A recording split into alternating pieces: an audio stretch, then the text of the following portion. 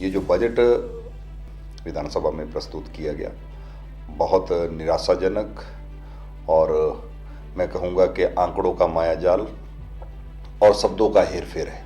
पहला बजट सरकार ने प्रस्तुत किया, बहुत सी उम्मीदें हिमाचल प्रदेश की जनता को थी कि कांग्रेस पार्टी ने जिस प्रकार से 10 गारंटियां प्रदेश की जनता को दी थी उसी के मुताबिक जनता देख रही थी कि इस प्रकार का बजट हिमाचल की सरकार, हिमाचल के मुख्यमंत्री सुखविंदर सुक्खू जी प्रस्तुत करेंगे। बहुत सी ऐसी योजनाएं जो भारत सरकार द्वारा स्पॉन्सर स्कीम हैं उनका जिक्र किया गया है। कुछ ऐसी योजनाएं हैं जो भारतीय जनता पार्टी की जयराम जी की सरकार द्वारा चलाई गई थी, उनके मात्र नाम बदले गए। जयराम जी ने अटल आदर्श विद्यालय की कल्पना की थी, पूरे प्रदेश में वो विद्यालयों का निर्माण हो रहा था तो उसका नाम बदलकर राजीव गांधी कर दिया गया। उसके साथ जयराम ठाकुर जी ने युवाओं के लिए मुख्यमंत्री स्वावलंबन योजना शुरू की थी, उसका नाम बदलकर भी राजीव गांधी योजना कर दिया गया। और जो उम्मीदें प्रदेश की जनता को थी, क्योंकि कांग्रेस पार्टी जिन वायदों को लेकर सत्ता में आई थी, इन्होंने कहा था कि हम हर महिला को 1500 रुपया देंगे। आज मुख्यमंत्री ने जब बजट प्रस्तुत किया तो कहा कि हम चरणबद्ध तरीके से 18 वर्ष से लेकर के ऊपर तक की 60 वर्ष तक की सभी महिलाओं को 1500 रुपये देने का वायदा पूरा करेंगे। अभी हम 2,31,000 महिलाओं को 1500 रुपये देने की घोषणा मैं कर रहा हूँ, लेकिन उसमें भी 60 वर्ष के ऊपर महिलाएं का जिक्र किया गया है, जो बजट बुक में जो इंगित किया गया है। लेकिन 60 वर्ष के ऊपर के तो सभी लोगों को पेंशन जो है भारतीय जनता पार्टी की सरकार दे रही है, जयराम जी की सरकार दे रही है।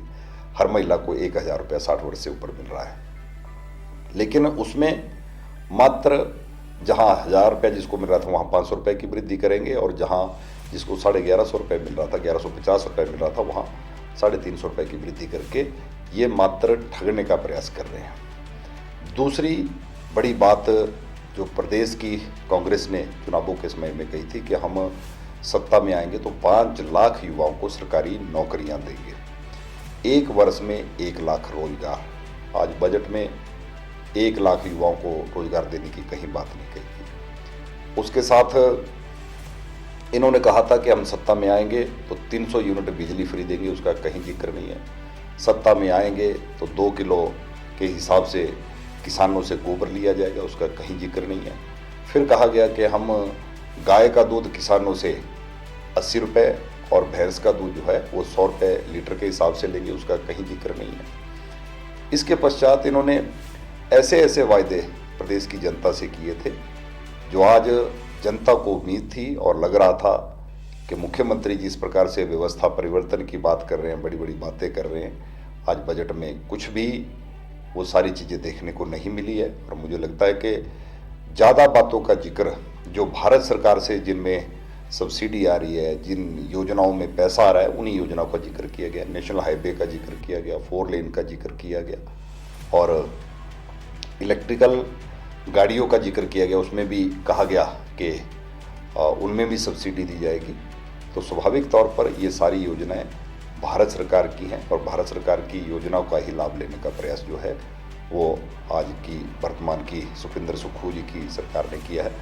और मेरा इतना ही मानना है कि ये जो बजट प्रस्तुत किया है, ये बजट मात्र आंकड़ों का जाल और शब्दों का हेरफेर, और उसके साथ हम प्रदेश के मुख्यमंत्री से ये भी पूछना चाहेंगे कि पूर्व की भारतीय जनता पार्टी की सरकार द्वारा, जयराम ठाकुर जी की सरकार द्वारा जो जनहित में गरीब लोगों के लिए, आम आदमी के लिए जो योजनाएं शुरू की थी, उनका कहीं पर कुछ जिक्र नहीं किया गया। हिमकेयर योजना एक ऐसी योजना जिसके माध्यम से हर व्यक्ति के लिए 5 लाख का इलाज जो है फ्री में हो रहा था, उसका कहीं जिक्र नहीं है, ठंडे बस्ते में डाल दिया गया। सहारा योजना जिसमें गंभीर बीमारी से ग्रसित व्यक्ति को महीने का 3,000 रुपये मिल रहा था, उसका कोई जिक्र नहीं किया गया। उसके साथ गृहिणी सुविधा योजना, हर माता बहन को गैस देने का काम भारतीय जनता पार्टी की सरकार ने शुरू किया था, उसको भी लगभग मैं ये कहूँगा कि बंद करने की योजना इस सरकार ने बढ़ाई है। लेकिन इस कारण से आज बहुत निराशा का वातावरण आज के इस बजट से प्रदेश में बना है। और इस बजट को मैं इतना ही मानता हूँ कि ये बजट जो है वो प्रदेश की जनता को निराश करने वाला बजट है।